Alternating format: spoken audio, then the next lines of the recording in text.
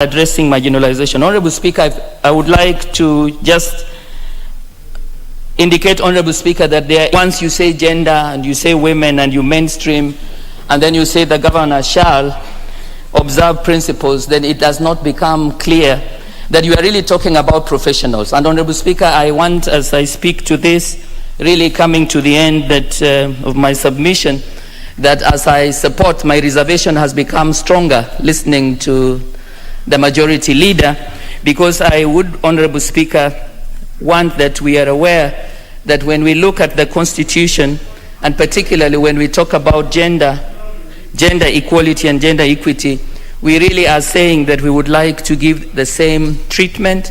And Honorable Speaker, that if we need a professional, and I would agree with the majority leader, that it is important to have professionalism, have someone that would be seeking and who is engaged in activity and who would therefore be credible to be the secretary to the board.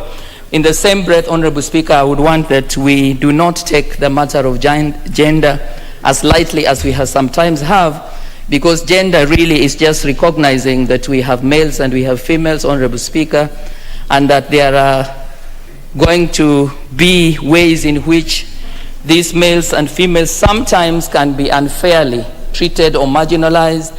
And that when we do this, Honorable Speaker, it simply means that we would want that there will be equal involvement, equal participation, and equal engagement.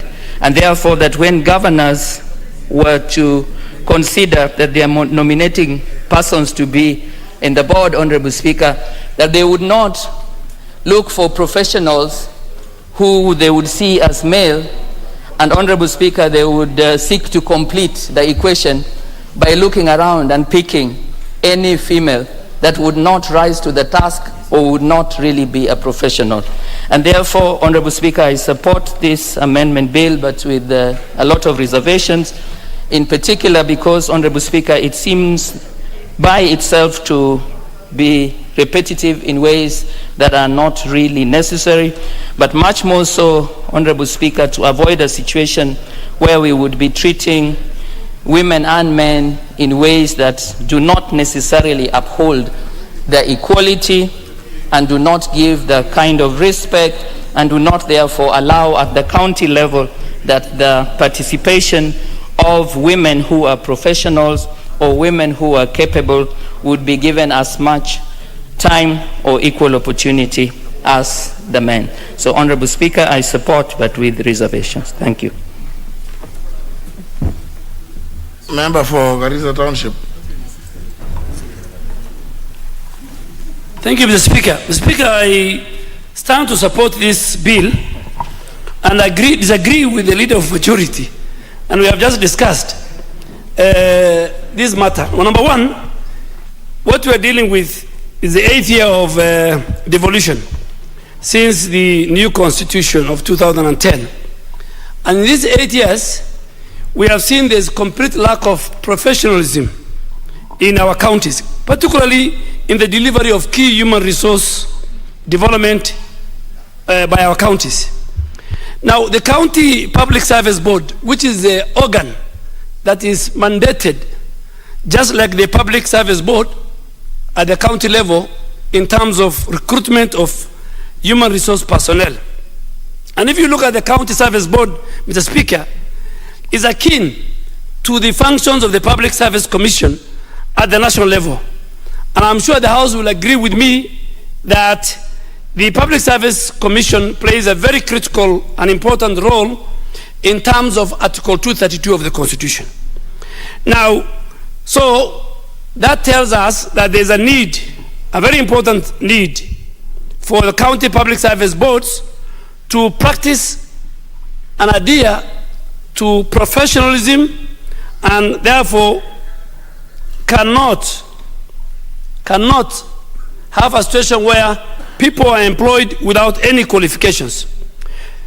So in this regard, Mr. Speaker, and I really want to indulge the House and maybe the leader of majority, you know, this bill, from where I see it, this Senate bill is seeking, number one, to address by providing additional requirements and qualification for the eligibility of the chairperson of the County Public Service Board.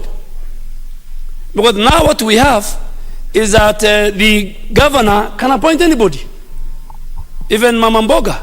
I'm not saying Mama Mboga cannot, I'm not demeaning her, but I'm saying the person to be, even the chair of the Public Service Board as we have today. You know, you go back, are people who served as PSS, in Sirius. You know, look at the late chair, Mr. Kirogo, was a person who has served at the head of public service, deputy to the head of public service. So this bill is saying that will not allow the governor just to influence. So there must be a qualification and there must be additional requirement for the person to be the chair of the county's public service board. Two, this bill also tries to obligate the governor to observe constitutional principles in the appointment of the secretary to the county public service board.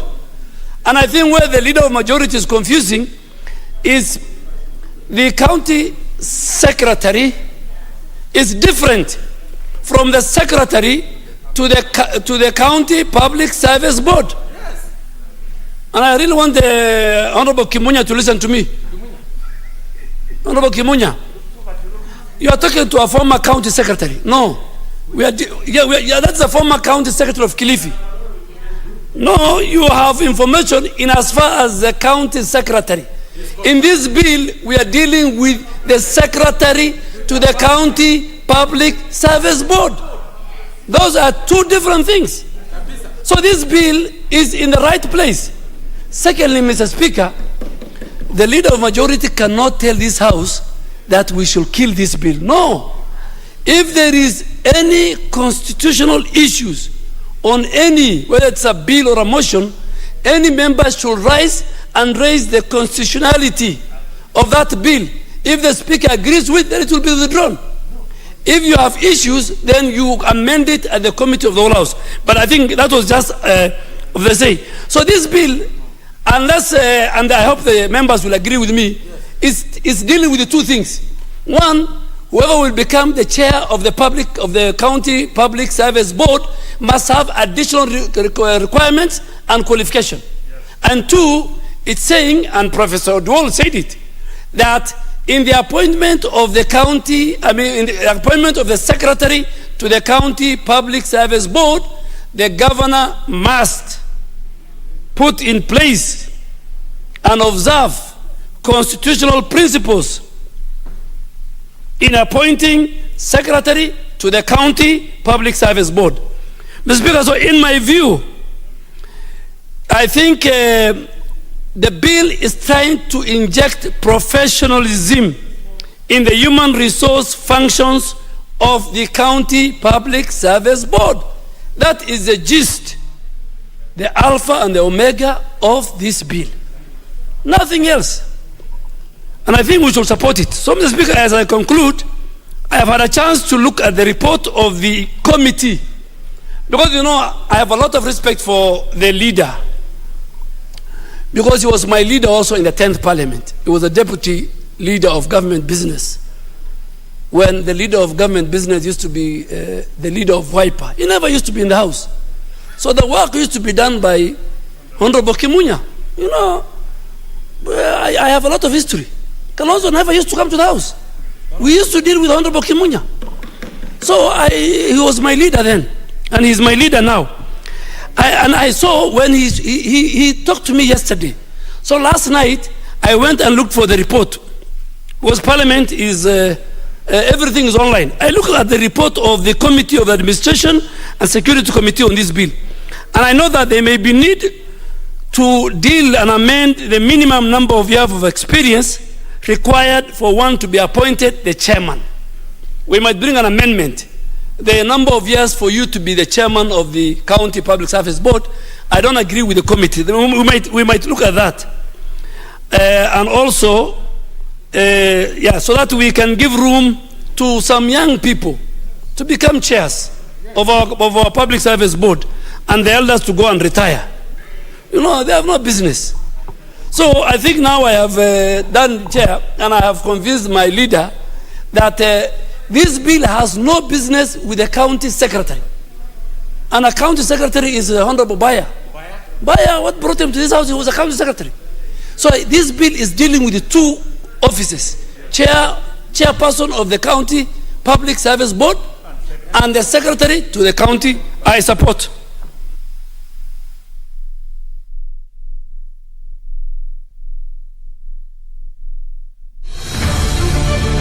Virusi vya korona huenea unapokaribiana na mtu aliyeambukizwa kupitia matone, haswa wakati anapokohoa au kupiga chafya, na pia kwa kugusa sehemu au vifaa vilivyo na virusi hivi.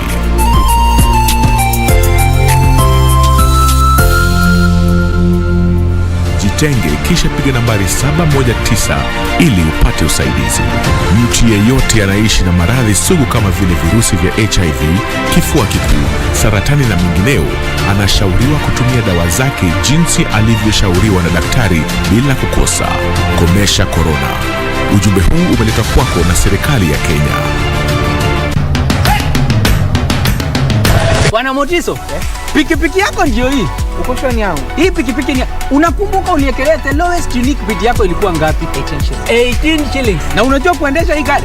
Kidogo. Haya, kitoko yako shika helmet, kifungu yako, chomoka na mali yako. Kujiunga na QuickBid ni rahisi. Enda kwenye M-Pesa, bonyeza paybill kisha weka business number 4032353. Kwenye account weka kodi ya bidhaa unayotaka na bid yako ya chini zaidi. Kwa mfano TV 16. Kisha weka shilingi 20 tu kama idadi yako. Weka bid yako pia kwenye www.quickbid.co.ke. Kumbuka, bid ya chini zaidi ya kipekee ndio hununua. QuickBid, bidhaa bora kwa bei ya chini. Party today, I want to show them my attitude. Ya bwana, ni chuo kikuu cha burudani, mashavu. Sifika bei umechapa, kitambe meja utahata. Nyumbani kaumbea. Burudani. Twende tukacheze bango. Mama it takes two to tango. Na interview kali kutoka Pwani. Nakucheza nawe. Baby nimechizi nawe. Na ukitaka tuiwashe leo. Bwana, kila siku ya Friday ama Ijumaa ukipenda saa 3 hadi saa 6 kamili. Nafanya kama unacheza isoko. Kumbuka hashtag Masha. Nyumbani kwa burudani. Usikose tegea show kali tokea Pwani.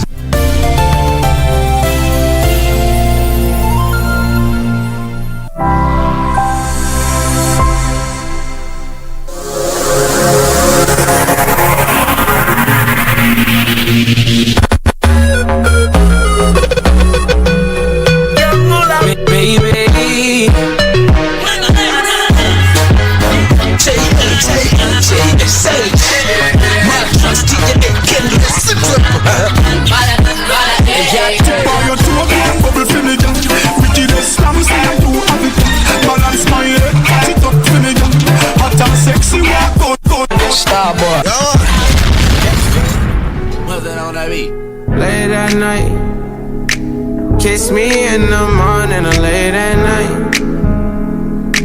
Long as you